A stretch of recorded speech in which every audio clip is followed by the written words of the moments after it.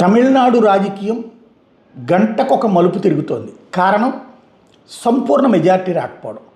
108 స్థానాలు వచ్చిన విజయ్కి అందులో ఒకటి తీసేయాలి, ఎందుకంటే విజయ్ 2 చోట్ల గెలిచాడు కాబట్టి 107. ఈ 107కి ఇప్పుడు కాంగ్రెస్ పార్టీ మద్దతు ఇచ్చింది కాబట్టి 112 అయ్యింది. ఈ 112 మంది మద్దతు ఉన్నారు కాబట్టి నన్ను ప్రభుత్వానికి పిలవండి అని చెప్పి విజయ్ అడిగాడు.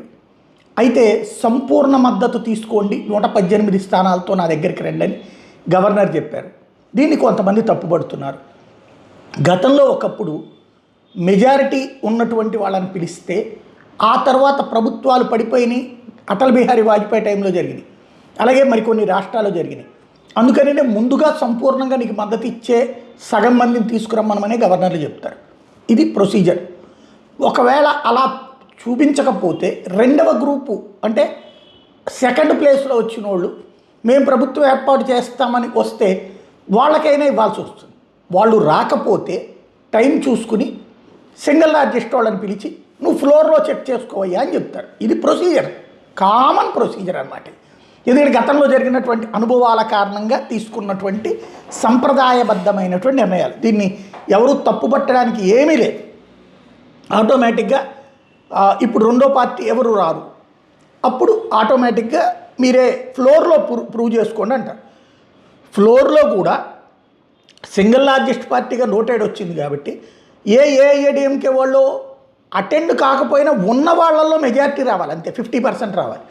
ఆ ఆస్పెక్ట్లో విజయ్ పార్టీ వచ్చేస్తుంది. కాకపోతే సంప్రదాయం, కాన్స్టిట్యూషనల్ సంప్రదాయం కారణంగా ఇది జరిగిందన్నమాట.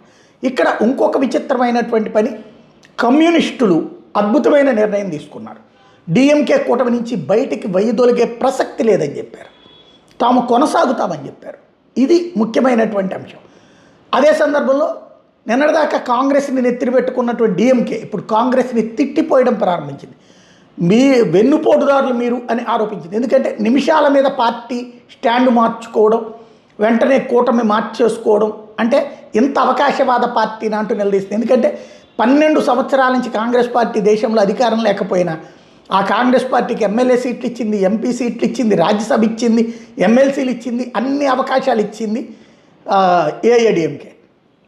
అలాంటిది చివరికి ఆ ఏఐఏడీఎంకేకి అధికారం అవకాశం ఉందనగానే వెళ్ళిపోవడం అన్నటువంటి. అయితే కాంగ్రెస్ వెర్షన్ ఏంటి, 49 ఏళ్ల నుంచి పొత్తులు ఉంటున్నా మమ్మల్ని ప్రభుత్వంలోకి తీసుకోరు మీరు.